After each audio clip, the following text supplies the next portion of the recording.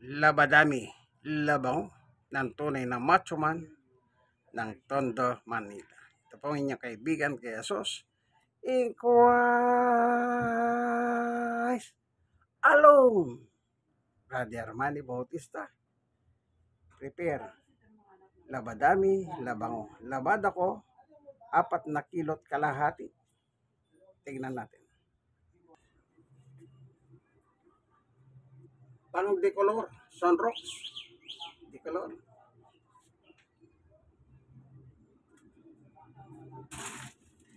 Oh, powder. 1, 2, 3, 4, 5. 5. Pero 4 lang ilalagay natin.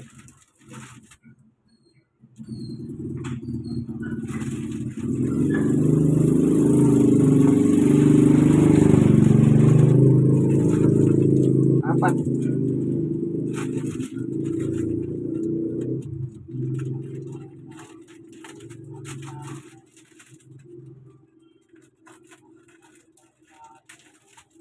Dito sa makina ko lang bababad. Yan, 4.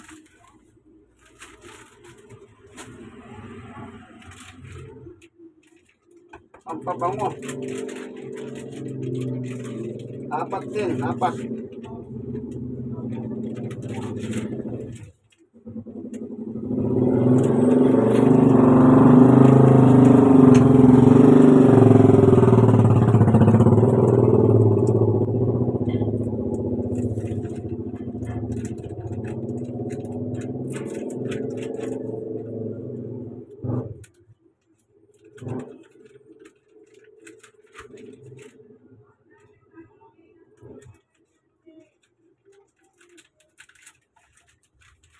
Pampabango. Ayan. Ayun. Ito yung damit.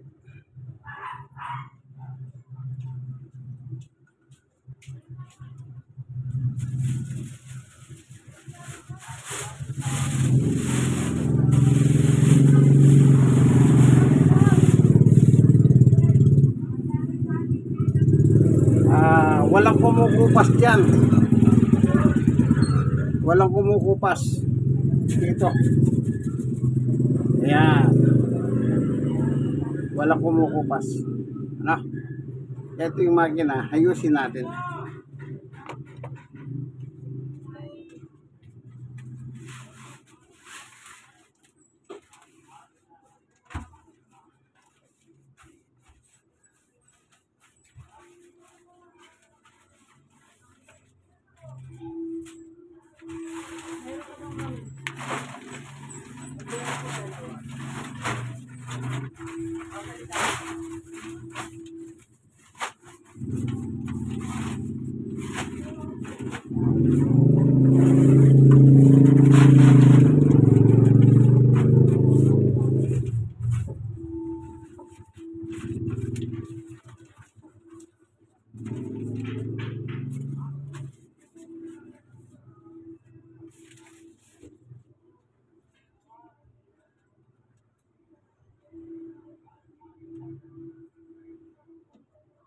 Dito ko na ibababad yung damit na yon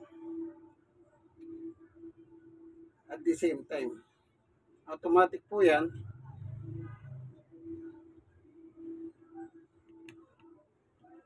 Kaya kapag sinimulan mo yan, 2 oras, tapos isasampay mo na. Ganyan kadali. Yan ang dulot ng technology. Hindi na pahirapan ngayon sa laba. Hindi kagaya ng dati, pahirapan. Ngayon hindi na. Oh, yan ang technology. Yan labada. Yan. So yung washing machine, walang laman.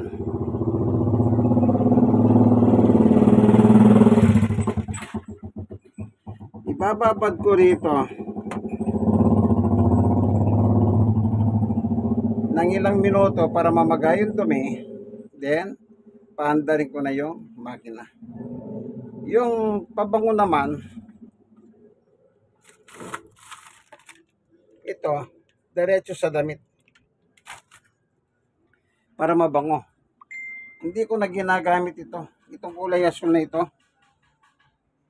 Dapat dito ilalagay ano. Pero hindi ko ginagamit. Hindi naman parang walang kwenta ito eh. Hindi bumabago ng gusto yung damit. Kaya dinadiretso ko na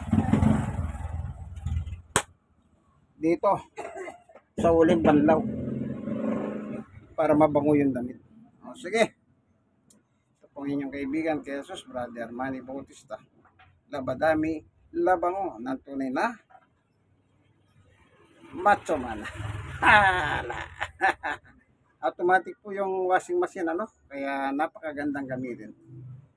Bigay lang ito, regalo nila Jimmy sa amin ano. God bless us all. Bye-bye. Okay, ito po.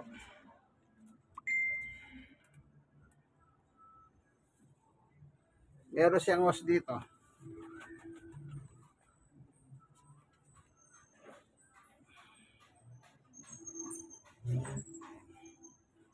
Seven kilos.